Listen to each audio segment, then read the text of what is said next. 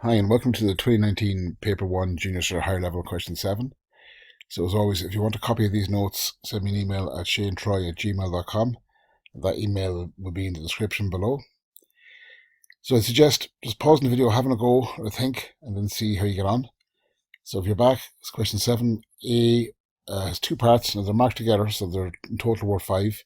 Normally, if you can get one of them fully right, you get to 3. Okay, but that may change depending on the marking scheme. So it says describe each of the following sets and be as specific as possible. Okay, so give as much detail as you can. Now we should know how to describe the different number systems. It comes up regularly, especially in junior cert honours. And when it comes up, it's going to come up in a variety of different ways, so it's hard to predict. So a deeper understanding of it is important. Any good short online video going through can be very visual, but in brief, okay, the most basic number system is the natural number system.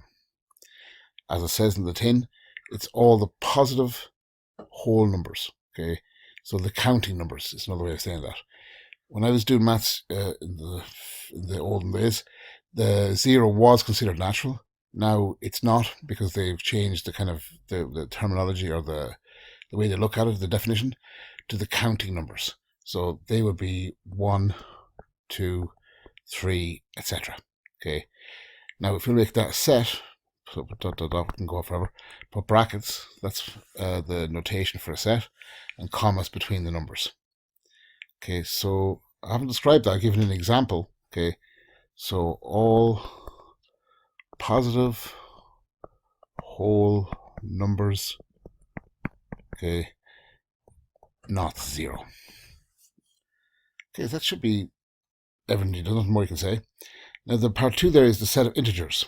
Okay, and they're called, for some reason, Zaalan numbers, and that's why you get this Z. Okay, so Z just means that they are all the positive. Okay, so 1, 2, 3, and negative, -3, -2, -1, and including 0. So basically every whole number. Okay, so if you can say that, so all, it wouldn't be all whole numbers, but I'll say it, all positive and negative numbers, okay, including 0. That should do it. Okay, so the answer there is built in the next page. Now that's taken directly from the marking scheme. Okay, so yeah, it's pretty spot on.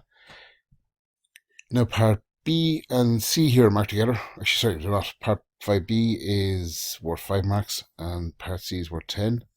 So part B says graph the following inequality on this number line. Now this is fairly handy, but there's a few small things we need to watch out for. The first thing is, if it's a whole number, you only put a dot on that number. If you're talking about the whole number but not including it, you use a circle that don't fill in. And if it's kind of every number it can be, decimal, fraction, whatever, you use kind of a heavy line. That's the most common convention for representing numbers on a number line. Okay, so obviously I've destroyed the diagram there, so let's get rid of that. So this particular inequality is saying that x is less than 2, okay, less than, but it's also indicating that it can be equal to 2. So if I go and find 2 on the number line, okay, so let's put a circle here. Now it's saying that x can be 2, okay, because it says equal to 2. So I fill in that. Now it goes down as far as -3, okay, so it's going to be this number, this number, this number. We'll eventually get there. I'm going to put a circle on -3. Now the inequality says x is greater than, okay, so there's no equal sign, so I don't fill in that circle. So usually I'd be done. If that was x is under z, I'd be done.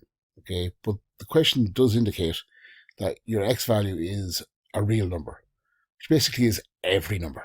Okay, so if I filled it in with a heavy line, that's my job done. So that's part B. Okay, remember, it's always or usually an attempt.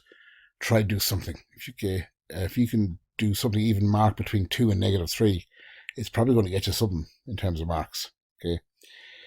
Now the last one says use algebra to solve the following inequality. Okay, so this actually is a double-ended inequality. We have an unknown, okay, that's our g value. So we can use the normal rules of algebra and just solve for this. So like anything, if I'm going to be consistent, I want to do the same thing to every single part. So the first thing I think is I'm going to get rid of this 8 from the middle. So if I take 8 away from it, that's going to achieve that job. Now, that's cool as long as I take 8 from both sides. So all I've done is subtract 8 from every single bit. Now, it created a few problems in that I have to do a bit of maths. So minus 7 take away 8, or minus 8 take away 7, is minus 15. And that symbol doesn't change. Now, 8 take away 8 is 0. Okay, so I'm left with the minus 3g. And then this other inequality, 11 take away 8 is 3.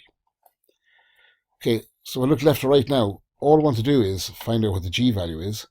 That negative 3 times g is getting in my way. So the simplest thing here is to divide the negative 3, okay, g by itself, by negative 3. Anything divided by itself, so for example, 2 divided by 2 will always give you 1. Any number divided by itself will cancel to give 1. So we've gotten rid of it. Now, I can only do that if I'm consistent, okay, so consistent across both sides, or all three sides in this case. I'm dividing by 3 on the right side, I'm dividing by 3 on the left side. Now, that creates another issue, and I've, again, got some sums to do. Minus 15 divided by minus 3 is positive 5. The inequality doesn't change. Okay. Or does it? Okay. Let me think back in a second. The minus 3 divided by minus 3 is plus 1. And then the plus by minus is minus. 3 by 3 is 1.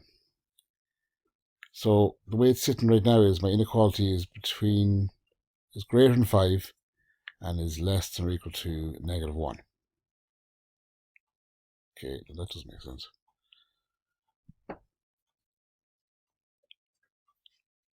Okay, if we look back at the inequality, that actually doesn't make any sense in the sense that g is greater than 5 but less than or equal to minus 1. And the reason it doesn't make sense is I forgot to apply the entire reason they're asking this question is when you divide across by a negative number, all the inequalities change their end. So if I had done it properly, I would have changed the direction of the inequalities, okay, and then I would have ended up with g is less than 5, is greater than equal to minus 1, which would make sense. I mean, this one just didn't make sense. Now, the answer there, so just remember that little thing. That's in essence, that's what they're testing. I'd be very surprised if they weren't testing that. It is tricky in the fact that there's a double inequality, but as long as your rules that you use in algebra are consistent, and that is one of the major rules in algebra, that if you're going to do something to one side, you do it to every term on the other side, or every term, okay? Now, we often work faster than that, but that ultimately is the logic behind it. So it's important to deeply understand that in order to be able to handle some of the more complicated questions. Anyway, I think that's the end of question 7. Okay, cool. See you on question 8.